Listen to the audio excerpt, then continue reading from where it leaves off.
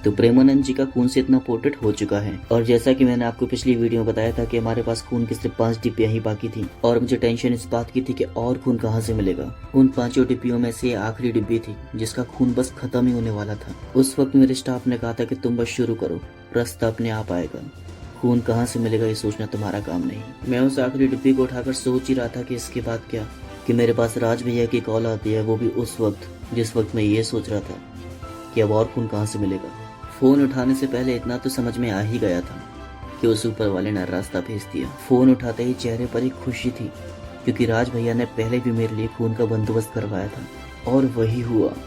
उन्होंने ब्लड की कई सारी डिब्बियों का बंदोबस्त कर दिया और अभी आने को कहा। उस वक्त एक चीज तो समझ में आ गई कि आप कोई भी नया काम शुरू करो तो रास्ते की परवाह मत करो। सचमुच अगर आप कुछ करना चाहते हो तो कुदरत भी आपका साथ देती है। कॉलेज खत्म होने के बाद इस बात का डर था कि जॉब की वजह से मेरा करियर चला जाएगा।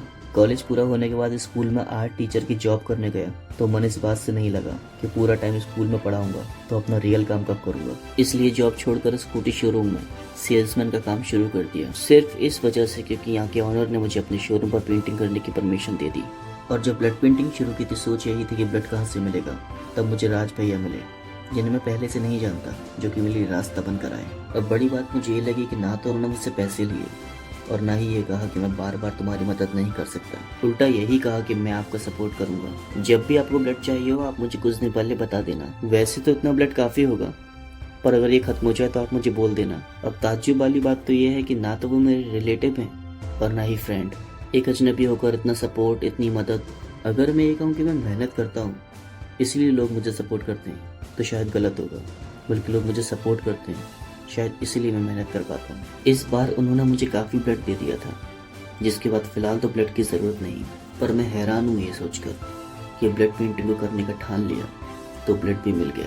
एक बात तो बहुत अच्छे से समझ में आ गई कि जब आप किसी भी काम को बिना बहाने बनाए कहीं भी शुरू करते हो तो कुदरत हर रूप में आपकी मदद करती है। फिर चाहे कुदरत के रूप में ऑनर का मिल जाना या फिर मिल जाना एक ऐसा स्टाफ जिसने आपकी स्ट्रगल को अपना माना। वैसे एक बात बताओ, क्या कभी किसी को देखा या सुना है कि कोई अपने करियर की तैयारी एक टमटम और स्कूटी के शोरूम में कर रहा है? नहीं सुना होगा, और ना ही ये सुना होगा कि कोई अनजान चेहरा एक भाई बनकर उसकी मदद कर रहा है।